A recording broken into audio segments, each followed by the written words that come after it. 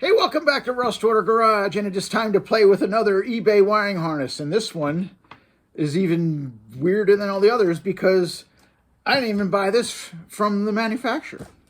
I bought this one off somebody on eBay just selling it. I don't know who makes it. I don't know anything about it.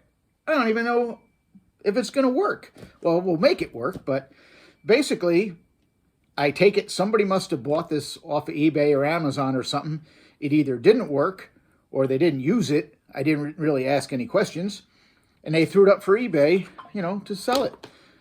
I got it for $40. So what am I going to get for $40? I don't know. We're going to open it up, see what it looks like, go through it, and see if we can use it. And I'll explain why I want it. So if you saw the last video on the 56 Chevy truck, the problem with the radiator, with that lower mount, I really got to start TIG welding because I could fix that very easy with TIG welding. But what I did was I bought a different radiator, or at least I ordered a different radiator.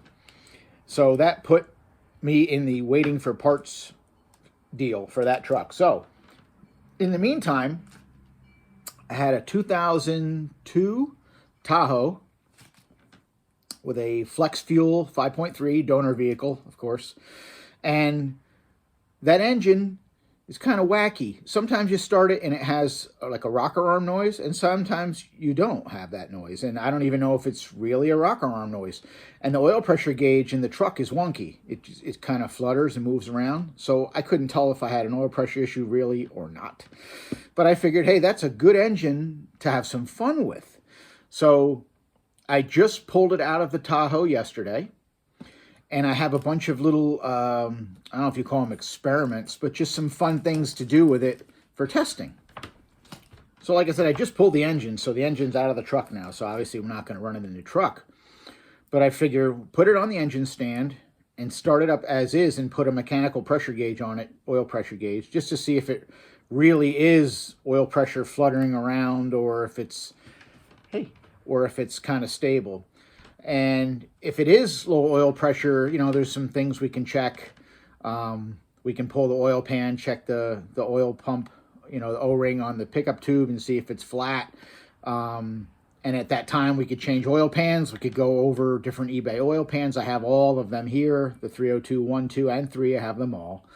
And once we have it, say, running, and even if it is something weird, like it turns out to be like a sticky lifter or something, I'm going to try to free it up. But here's what I want to do.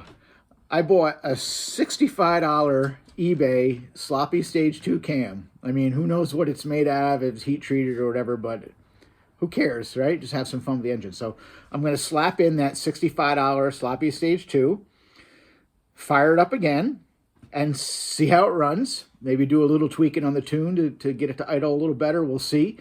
But I'll be curious to see if it'll run it all with the stock tune and mess with it a little bit. Then after that, a buddy of mine wants to do a carbureted LS. He doesn't mind the fuel injection, but he thinks the carburetor is more simple. I don't know if it is or isn't. Depends on how you look at it.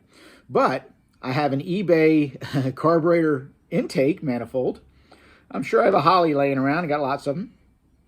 Whether they're still any good or not, I don't know. I haven't used a Holly or a carburetor in, I think last build I did with a carb was around 2011, something like that. So it's been a while. We'll see if they're still any good. But regardless, what I want to do is put the carburetor intake on there, run the LS, the 5.3 with the carb, but use the factory PCM. Not going to use the aftermarket Holly $800 system. I want to use the factory PCM to control the spark, and that's it. So I'd like to try that too. So just another thing to mess around with. Kind of experimental or just for fun, who cares? Let's just do something different.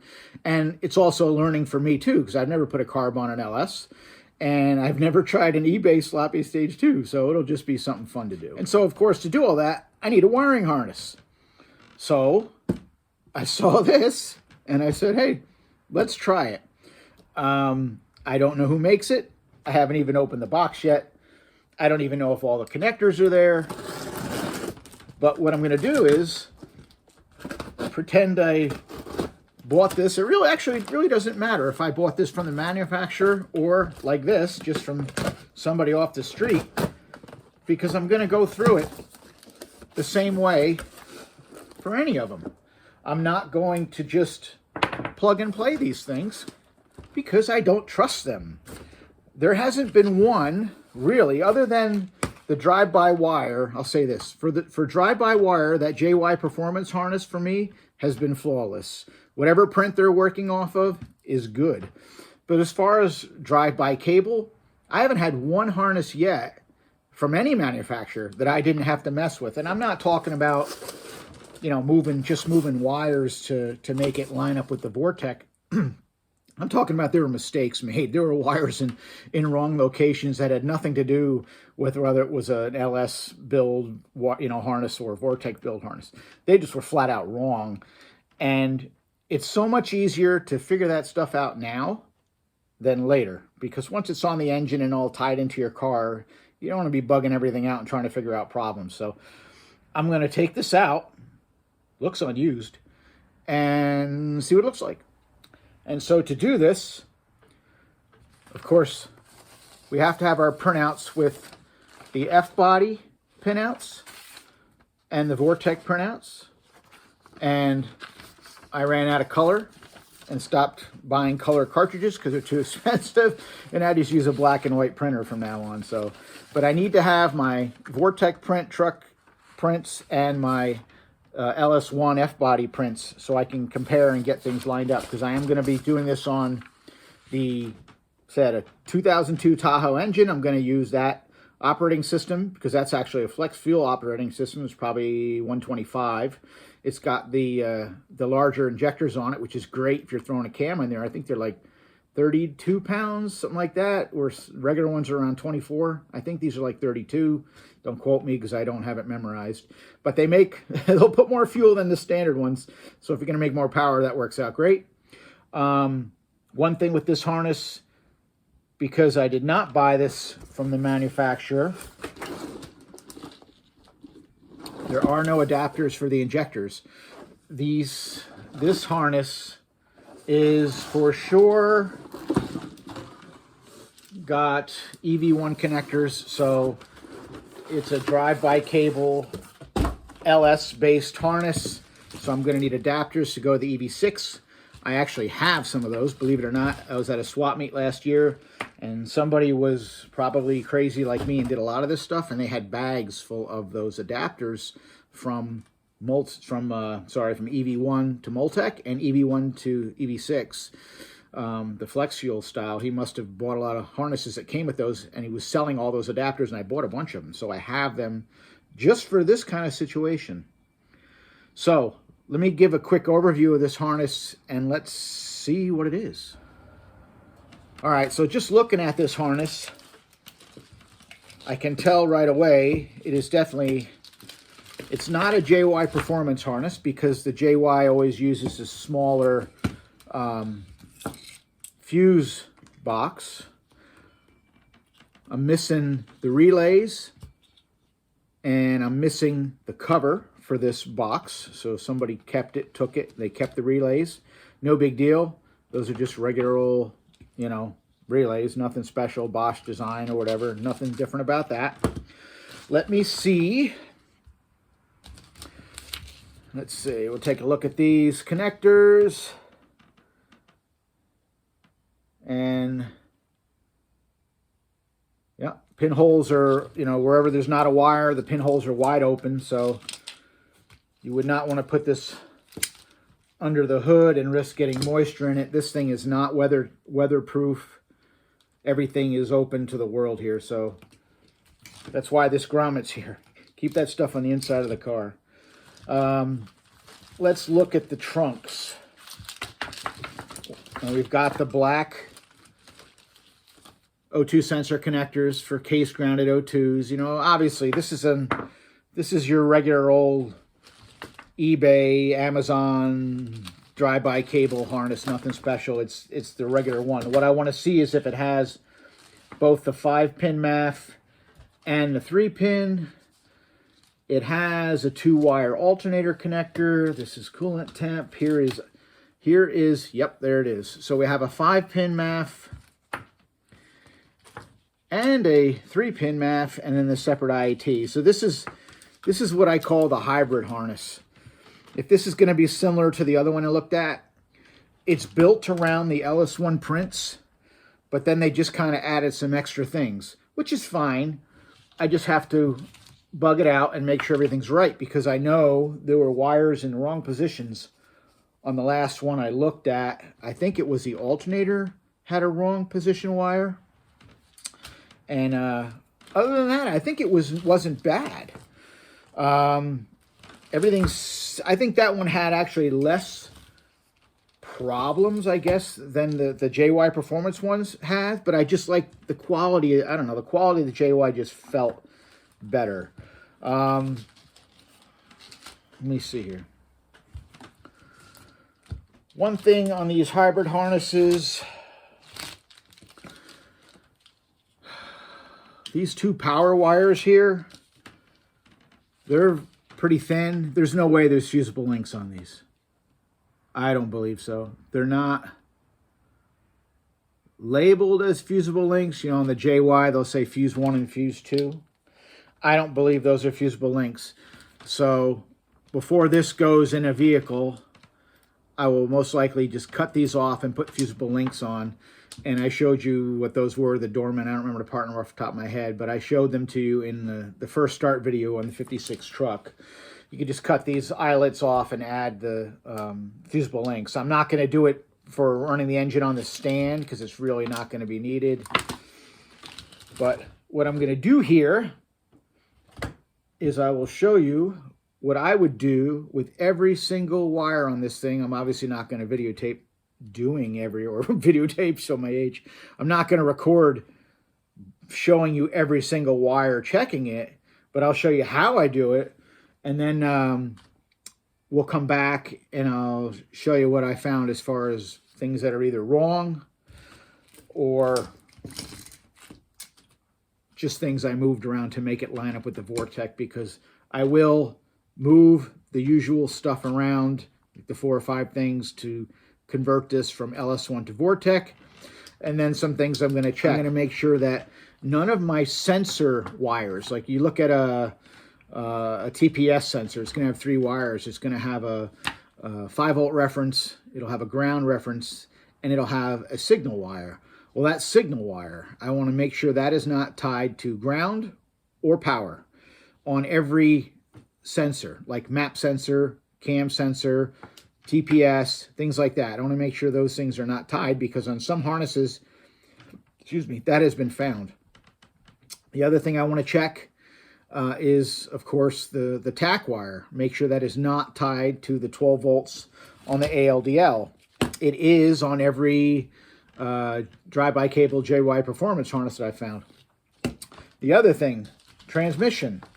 On the JY harness, the transmission plug was missing the white wire on pin S, because it was actually built for the 4L80, even though I bought it to do a 4L60. And this is a, you know, this is just showing you why you got to be careful with this stuff. Now, this harness, the wires may all be there, but look how open this is. It's completely open to the elements. Before this goes on the car, if this is good here, I'm going to pack that full of RTV and seal the whole back side of that, because that's not good. You don't want water and stuff going right into your transmission connector, and that's all wide open. That is not good. So, you know, that's the kind of thing on these cheap harnesses, you're going to have to do a little bit of work, I think, to make them really reliable. All right, so here is what I'm going to do for every single wire. I've got my printout. I'll start with like the blue connector. This is all my 9902 truck blue connector wires. And I got all this from lt1swap.com, the best place to find this stuff. And it lists all the pins and what their function is. So you'll figure out what's in the right spot and what isn't. So I'm going to put one in, like let's just say here, pin 1 on the blue connector is a black and white wire. You can't go by the colors on these cheap harnesses. They may not match, but black and white. So pin 1 is a PCM ground, okay? So if you want to check continuity from pin 1 to ground. So you know that pin 1 on blue should go to ground. And where's ground going to be? Well, on this harness, there are 2 ground locations that are going to be common for everything. There's one ground on the inside part of the harness, so it'll be on the one side of the, here it is, the one side of the grommet, so the inside of the car grommet, that's a ground. So that pin 1 is should either be tied to this, or there's also a ground on the engine side, somewhere in here, that bolts to the back of the cylinder head. We'll find it, because I need to make sure, here, there it is, okay.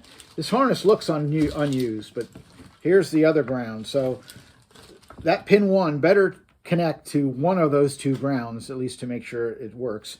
And how do you do this? Well, it's tedious, but it is what it is. Take your meter, whatever you want. This is a cheaper Harbor Freight. It's not the $5 one, but it's, you know, it works the same. It has different taps instead of just auto ranging. So right now, I have it on the diode check position. And what that will do is if current passes through, it'll light the buzzer will go off. Hopefully you hear that. If you've been to too many concerts like me, sometimes you don't hear it. But regardless, let's see if I can do this. There we go. And you'll also see that 0, which is 0 resistance. You can also just put this on any ohm range tap and touch them, and you won't get the beep, but you should have 0 resistance. And that lets you know that the wire is making contact from there to there. And if you touch the ends and it just looks like this, then that wire's not where you think it is, and you have to find it. Like I said, I'll check and make sure none of the signal wires are tied to power or tied to ground. So when I touch the signal wire to my ground leads or my power leads, I want to see it either like that, or depending on your meter, it may say OL, which is open load, 0 load, open load, however you want to say it. But that's open circuit. So I am going to go through every wire on this harness. And I'm also going to verify, because this is what I call the hybrid, it's got both the 3-pin MAF and the 5-pin MAF. I will check all those wires, make sure they are all tied together, because this situation, I'm not going to use the 3-pin MAF or the 2-pin IAT. I'll probably just tape them off or cut them back and just use the 5. They both should be wired exactly the same and tied together. I will check that.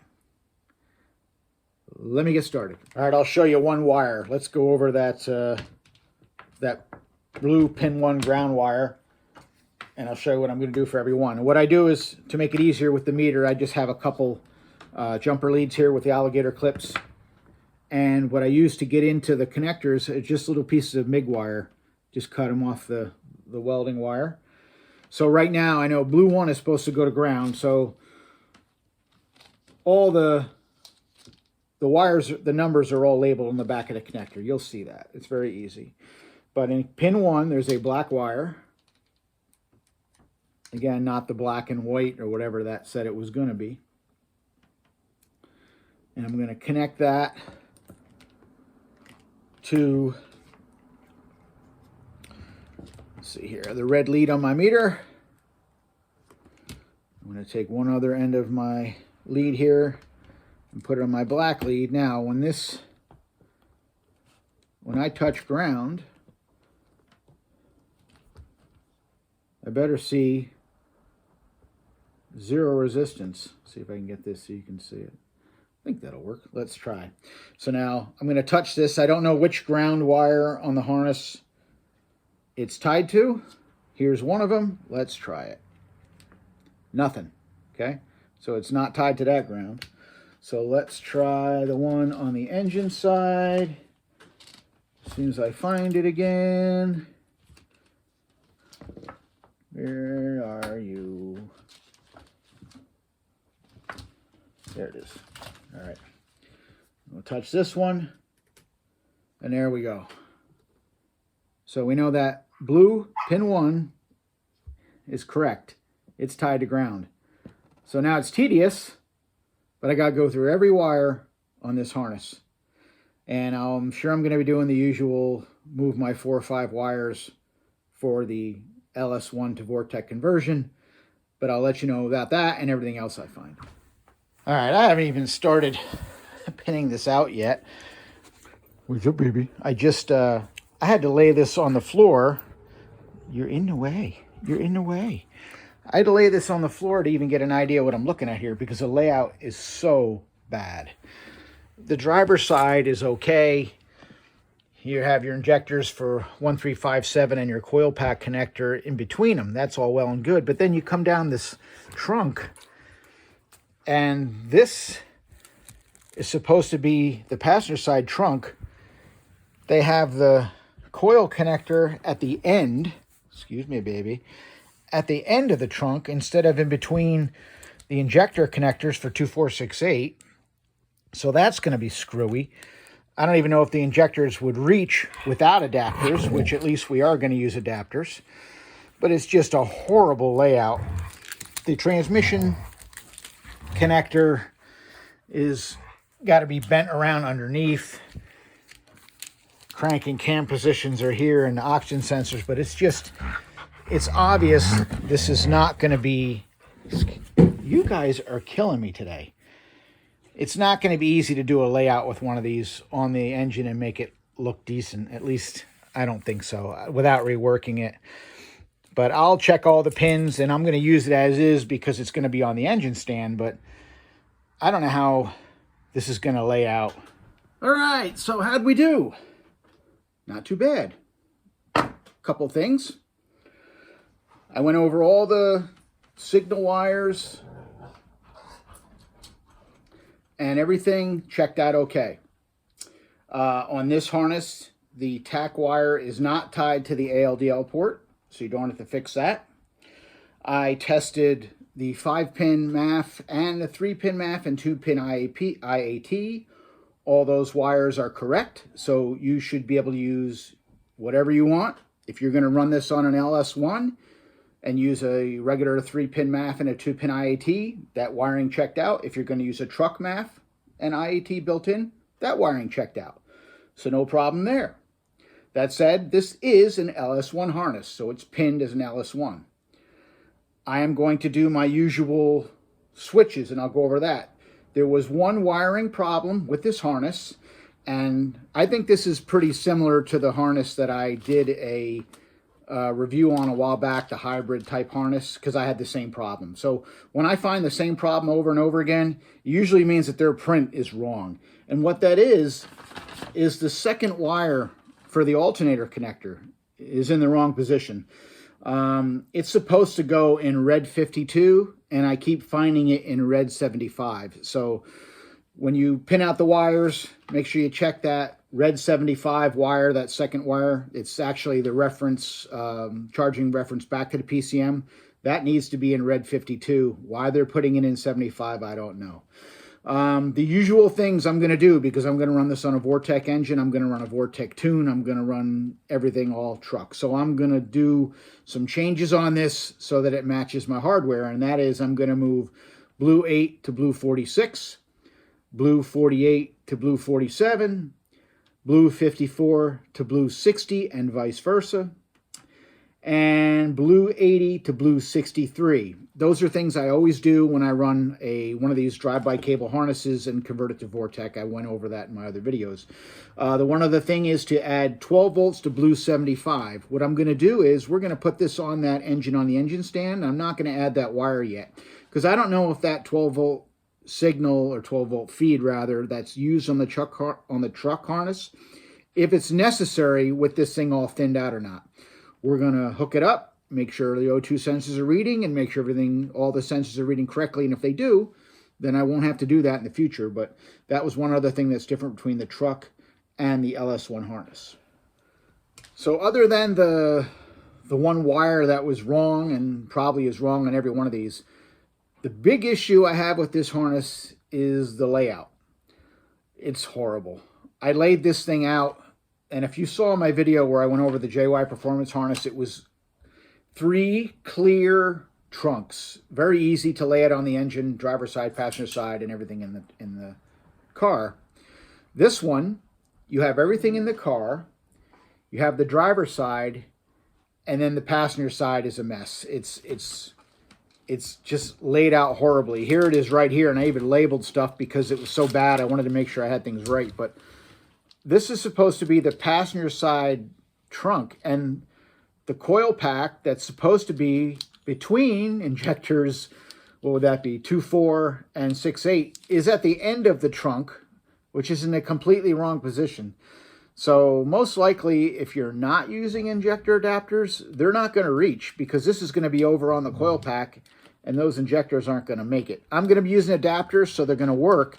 It's probably just going to look horrible because it's just really, really poorly laid out. To the point, we'll see what it looks like on the engine on the stand. But if I was going to run this in a vehicle, I'd probably be cutting back some of this loom, rerouting and extending wires to make it actually fit the engine correctly, because that's really bad. It's just bad. And it's got the usual stuff, you know, like I said before, all this stuff is open to the elements. I wouldn't put this under the hood. You know, if you want to, that's up to you. I'm not taking that risk because it's just going to ask for trouble. And same thing with the transmission connector. This is the worst I've seen. This is not a sealed transmission connector. Everything is wide open, including the openings for the pins that are not there because they're not all used. So this is going to get packed with sealant because you have no choice but to have this expose the elements. So I will be packing that full of RTV or silicone or something to seal it up. The wiring all checked out in place okay. This is wired for the 4L60. So the white wire for the 2.3, or rather 3.2 downshift solenoid is there, no problem. The only stuff I did not check on this were powers and grounds, because that's pretty easy to know once things are on. I did verify that none of the sensor lines are tied to 12 volts. And I did verify that the tack wire is not tied to 12 volts. So overall, it looks like this harness will work. Said I made my changes to go to Vortec, or rather, yeah, to Vortec from LS1. Definitely had to move that wire for the alternator. Because I bought this for $40 and somebody had already messed with it. I got to replace my relays that are missing. And that's about it. We're going to install it on that engine. See how it does. One thing that's weird with this harness, I still have to double check, is the underdash bundle. There's 2 white wires, and I have to verify what the second one is. All I did was verify my tack wire is correct, my TCC lockup, service engine soon, and both of the fan controls if needed, and VSS, yeah, that stuff. So that stuff's all normal, all good. So it is what it is, other than a horrible layout and a couple changes. I think this is the harness that you would normally find on eBay for around $75. But, you know, 6 1/2 dozen other. Which harness do you want to use? There's less electrical work to do with this harness as far as repairs, because really the one wire out of position is the only thing that might screw with things. But I don't like the way this is laid out. It can be fixed, is what it is. So when we come back, when the next time you see this harness, we'll be putting it on the 5.3, make sure it runs. Then we'll slop the 65-hour sloppy stage 2 cam in it, and then go for a carburetor and see how that works. So I guess that's about it for this one. So until I see you next time, later.